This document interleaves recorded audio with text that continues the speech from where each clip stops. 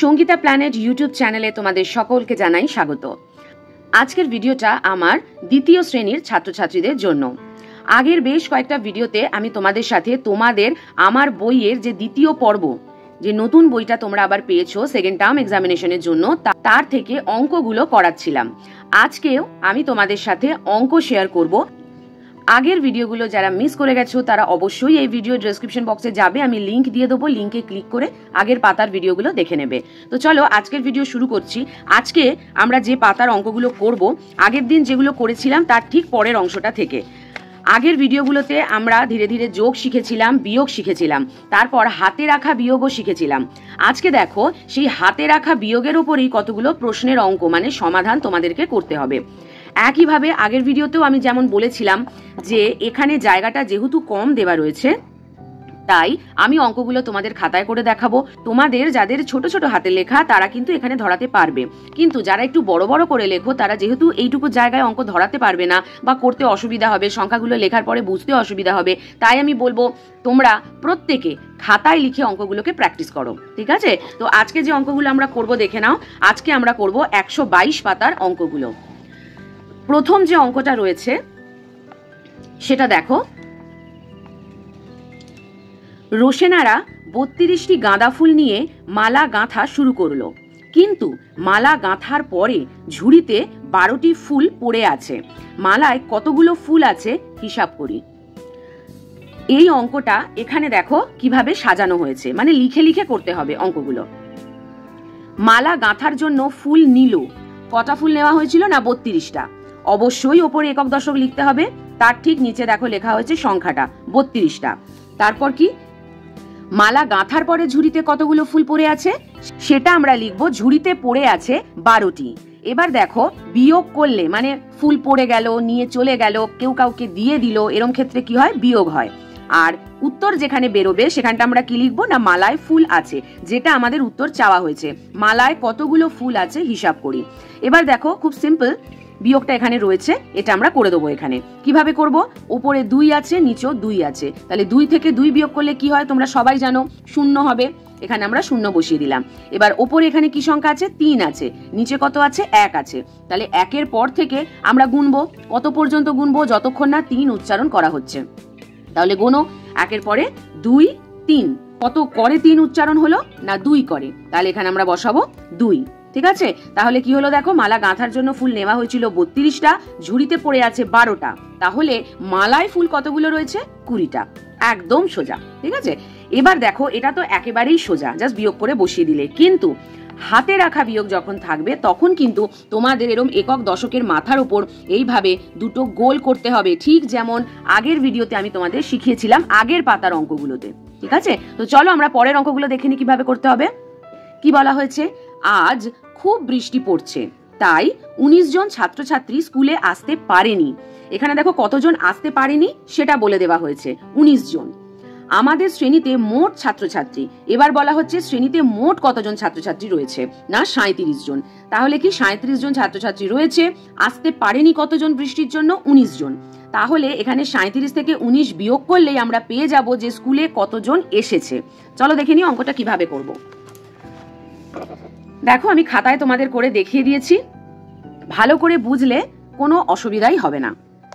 প্রথম লাইনটা আমরা কি লিখবো, আমাদের শ্রেণীতে মোট ছাত্রছাত্রী।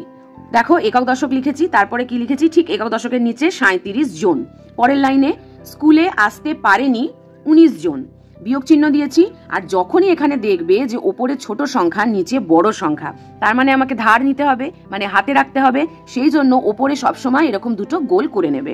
এখানে আমার গোলগুলো একটু ছোট হয়ে গেছে বলে দেখো গোলের পাশে আমি সংখ্যাটা লিখেছি, তোমরা কিন্তু গোলের ভেতরে লিখবে, কারণ পরীক্ষায় তোমাদের এইভাবে দেওয়াই থাকবে। যদি নাও থাকে তোমরা বড় করে গোল করে নেবে যাতে সংখ্যাটা ধরে যায়।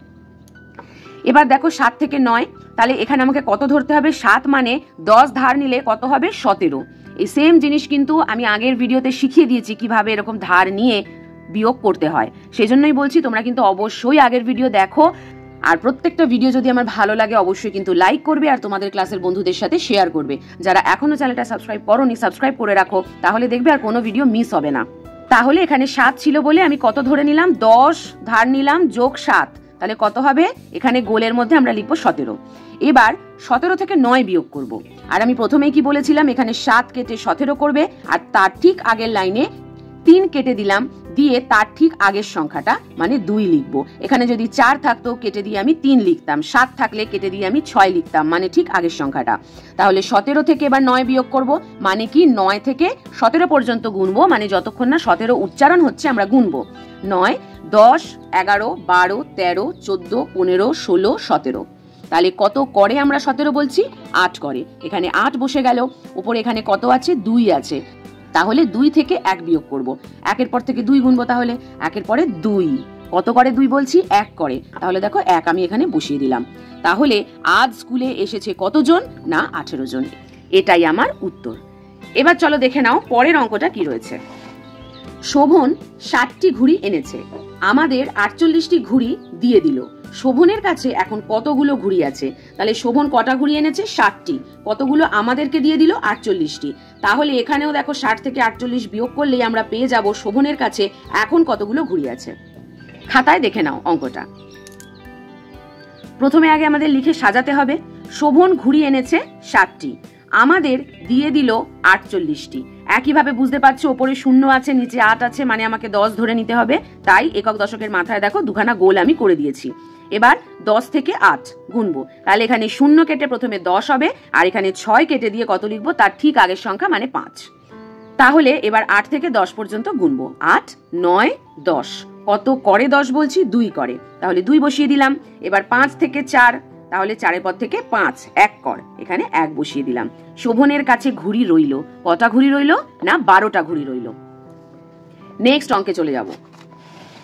সানিয়ার কাছে 33টি টিপ আছে। সানিয়া বন্ধুদের 18টি টিপ দিয়ে দিল। সানিয়ার কাছে এখন কতগুলো টিপ আছে দেখি। তাহলে কটা টিপ ছিল সানিয়ার কাছে? 33টা। কটা টিপ বন্ধুদের দিয়ে দিল? 18টা। তাহলে এখন কতগুলো টিপ সানিয়ার কাছে আছে? খাতায় চলে যাব। প্রথমে দেখো সাজিয়ে নিয়েছি। সানিয়ার কাছে টিপ আছে 33টি। সানিয়া বন্ধুদের টিপ দিল 18টি। অবশ্যই বিয়োগ হবে, কারণ দিয়ে দিচ্ছে।